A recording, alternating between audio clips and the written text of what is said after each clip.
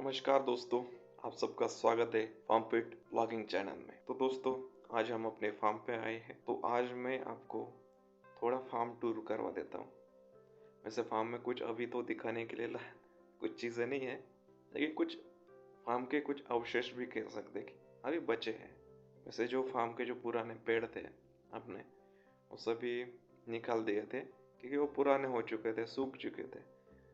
तो इसलिए आपको बहुत जगह प्लेन दिखेंगी जो 12 से 13 साल ऐसे ही पड़ी रही है। वो जगह आपको प्लेन दिख रही होंगी। अब वहाँ पे मवेशी चरते हैं। लगभग 12 से 13 साल उसमें अभी कोई कल्टीवेशन या कोई प्लांटेशन नहीं हुआ है। तो मैं आपको दिखा देता हूँ एक फार्म टूर, छोटा सा, बहुत ज़्यादा नहीं है, आपको दिखा देता हूँ। तो चलिए दोस्तों, ये बाम्बू का पेड़ है। बाम्बू वैसे बहुत लगता है उसके स्टिक फार्मिंग में। बाम्बू या उसकी स्टिक जो वो बहुत जगह लगती है। तो कुछ 3 जो पेड़ है वो आम के अभी भी है, वो थोड़ा थोड़ा फ्रूटिंग देते हैं। ये जो पहले आप देख रहे हैं, ये जो आम है, ये केसर आम है। आगे का जो है उसका मुझे नाम नहीं पता, लेकिन उसका जो आम का जो फ्लेवर है वो ऑरेंज का है। आगे जो है वो गाउटी आम है। ये आप देख सकते हैं। ये जो यहाँ पे पहले आम के पेड़ थे, अमरूद के पेड़ थे। तो जब भी पीक सीजन होता था तो लगभग 6 बैलगाड़ियाँ भर के अमरूद जाते थे। तो कुछ जगह आंवला भी लगाया था हमने। तो आप देख सकते हैं कि यहाँ पूरी जगह फलों का प्लांटेशन था, बेर भी लगे थी। ये एक आप देख सकते हैं, एक पुराना एक पेड़ है जिसका अवशेष अभी बचे हैं। ये देखिए। तो ये जमीन आप देख सकते हैं दोस्तों, ये पहाड़ के नीचे की जमीन है। तो ये जमीन मुरमाड की जमीन थी। यहाँ पे कई जगह खड़क और पथरीली भी जमीन आप दिखेगी। इस जगह पे दोस्तों आंवला के पेड़ थे, आमला के पेड़ थे, पूरी बाउंड्री पे। अभी बाउंड्री के जो इधर की जो साइड है वो पूरी अपनी जमीन है। तो दोस्तों, मैंने यहाँ पे एक पुलअप का भी सिस्टम बना के रखा है। तो वो मेरा एक फिटनेस चैनल भी है और मैं सर्टिफिकेशन भी किया है फिटनेस में, as a fitness trainer certified. तो मैंने ये पुलअप के लिए किया है। देखिए, एक जुगाड़ है। थोड़ा सा फार्म पे आए तो अगर वर्कआउट करना तो वर्कआउट करने के लिए। तो दोस्तों, अगर आप में से किसी को फिटनेस में इंटरेस्ट हो तो मुझे वहाँ जाके सब्सक्राइब कर सकता है। नाम सेम ही है, फार्म फिट करके है। आप देख सकते हैं वहाँ पे फैट लॉस की सीरीज चल रही है। फैट लॉस में जो मिथ होते हैं, मिसकंसेप्शन होते हैं लोगों में, वो मैं धीरे धीरे बस्ट कर रहा हूँ। तो अगर आपको इंटरेस्ट है तो वहाँ जाके आप देख सकते हैं। तो देखिए, मैं थोड़ा सा कैमरा सेट करके पुलअप्स भी लगा लेता हूँ।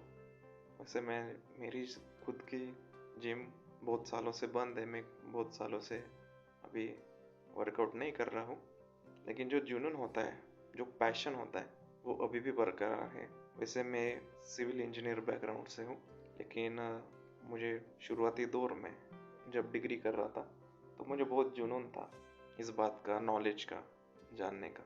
तो मैंने सर्टिफिकेशन किया था। तो अब लगता है कि थोड़ा सा जो भी मुझे ज्ञान है उस चीज़ का, तो मैं आप सबको दूँ। अगर किसी को फिटनेस में इंटरेस्ट हो तो फार्म फिट सर्च कीजिए। थोड़ा सा ढूंढना पड़ेगा क्योंकि नया चैनल है अपना, नए नए अभी वीडियो डाल रहा हूँ। तो आपको थोड़ा सा ढूंढना पड़ेगा, या फिर मैं डिस्क्रिप्शन में एक लिंक दे दूंगा वीडियो के, तो वहाँ से आप देख सकते हो। तो दोस्तों, मैं थोड़ा बहुत सिनेमैटिक का भी ट्राई कर रहा हूँ। वाइल्ड में जो फूल होते हैं वो आपको दिखाने का प्रयास कर रहा हूँ। तो ये जो आम का पेड़ है वो इस बार थोड़ा सा कम था। इस बार सभी जगह कम ही आम आए थे, लेकिन पिछले साल उसने बहुत अच्छे से आम दिए थे। और इस आम की जो गावटी आम कहते हैं, देसी जो, वो छोटा रहता है और शुरुआती दिनों में बहुत ही खट्टा रहता है, लेकिन जब वो पक जाता है अच्छी तरह से वो बहुत ही मीठा होता है और वो ज़्यादा चलता है एज कम्पेयर टू केसर आम जो होता है उससे। क्योंकि हमारे पास केसर आम के भी पेड़ है यहाँ भी और घर पे भी। तो उसके वो जितने दिन चला ना, उससे ज़्यादा दिन ही गावटी आम चला, और वो बहुत ही मीठा होता है जब वो पक जाता है। उसकी शेल्फ लाइफ भी बहुत ज़्यादा होती है। तो आप देख सकते हैं ये ज़मीन ऐसी पथरीली ज़मीन है। ये देख सकते हैं आप, ऐसे खड़क है, अभी भी बचे हैं कुछ। तो पिताजी कहते कि यहाँ पे शुरुआत में जो प्लांटेशन किया था तो ऐसे खड़क फोड़ के इसमें गड्ढे बनाए थे। हमारे पास गाय भी थी तब यहाँ, तो उसके गाय थी, भेड़े भी थे। तो दादाजी का जो खेती के प्रति योगदान था, उनका जो डेडिकेशन था वो बहुत था। उन्होंने 6 भेड़ों से लगभग 200 भेड़ों तक की थी। वो यहीं पे ही चरती थी और आपको मैंने शुरुआत में जो पहाड़ दिखाया, वो एक दिन वहाँ पे चरने के लिए जाती थी। ऐसा उसका रोटेशन होता था। तो उनकी जो खाद थी वो यहीं पड़ती थी। तो यहाँ उसको प्लांटेशन करने के लिए खड्डा खोद के उसमें खाद भर दी जाती थी और प्लांटेशन किया था और बाद में पानी डाला जाता था। और धीरे धीरे जब भी पेड़ बड़े हो गए तो उनके रूट से मिट्टी भी और जो खड़क रहते थे पत्थर थे वो भी फूटने लग गए थे। मैंने आपको बताया था कि हमारी जो अभी मकई की जो फसल लगी वहाँ पे जमीन आपको दिखाई थी, तो पहले भी वो वैसे ही थी, मुरुम वहाँ पे ज्यादा था, लेकिन इस जगह पे खड़क था। इस वजह से यहाँ पे आम की, अमरूद की और आंवला, कुछ जगह बेर भी थे, तो वैसे बागीचा लगाया था। तो उसका जो मुनाफा था वो भी बहुत अच्छा था, फल भी बहुत ही ज़्यादा आते थे। सिर्फ अमरूद की बात करें तो अमरूद की 6 बैलगाड़ियाँ भर के जाती थी। हमारे पास बैल भी थे उस ज़माने में, खुद की गाय थी तो वो बैल भी हो जाते थे। खिल्लार भी बैल थे हमारे पास। खिल्लार गिर नस्ल की गाय थी तो गिर नस्ल के थे, और एक दो कांकरेज नस्ल की भी गाय थी हमारे पास, तो कांकरेज नस्ल के कुछ बैल थे। कुछ देसी भी थे, वैसे 12 बैल थे हमारे पास। तो आप देख सकते हैं ये जो आप मेरे हाथ में एक टुकड़ा देख सकते हैं, ये पत्थर तो वैसे फूटा हुआ है। ये इसे टूट टूट के धीरे धीरे जमीन फाइन हो जाती है। दोस्तों चलो हम अपने मकई के प्लॉट की तरफ जाते हैं। तो ये जो हमने शुरुआत की है, ये देखें, तो ये पिछले साल मकई की शुरुआत की थी इस ज़मीन में, और इस साल भी हमने मकई लगाई है। तो आज थोड़ा सा कुछ डिफरेंट वीडियो बनाया जाए, इस वजह से मैंने ये बनाया है। तो दोस्तों शाम का समय है और आप एक प्रकृति की खूबसूरती देख सकते हो।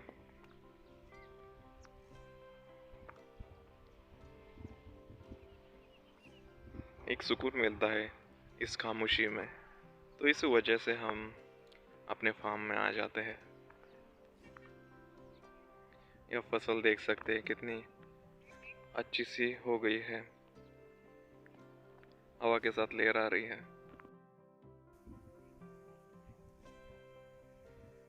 तो दोस्तों ये जो नालियाँ देख रहे हैं आप, वो बैलों के सहारे हल का उपयोग करके इसमें जुताई हुई है। और फार्मिंग में कुछ चीज़ें आप कभी रिप्लेस नहीं कर सकते, जैसे कि बैल, इसे आप कभी रिप्लेस नहीं कर सकते दूसरे ट्रैक्टर से किसी चीज़ों की वजह से। और ये एक नंदी महाराज का आशीर्वाद ही होता है। जब भी उनके पैर ज़मीन को लगते हैं, इस धरती को लगते हैं, तब महादेव की अच्छे से कृपा होती है। और ये अच्छी बात है। और कितनी भी टेक्नोलॉजी आ जाए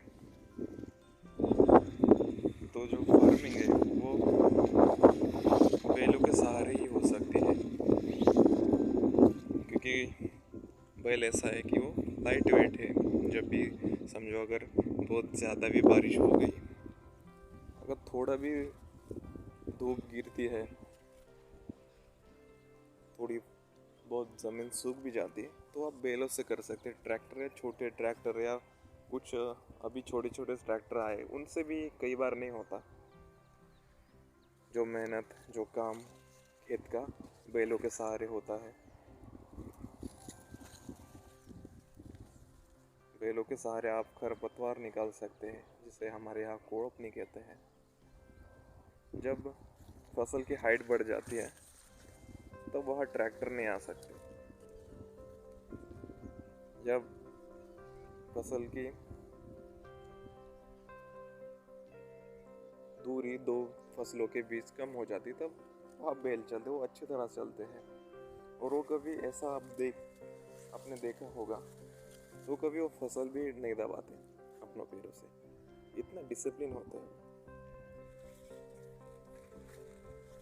तो बैलों का शौक हमारे यहाँ पीढ़ी दर पीढ़ी है।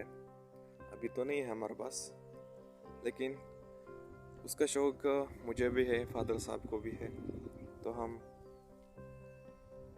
बैलों को भी लाएंगे।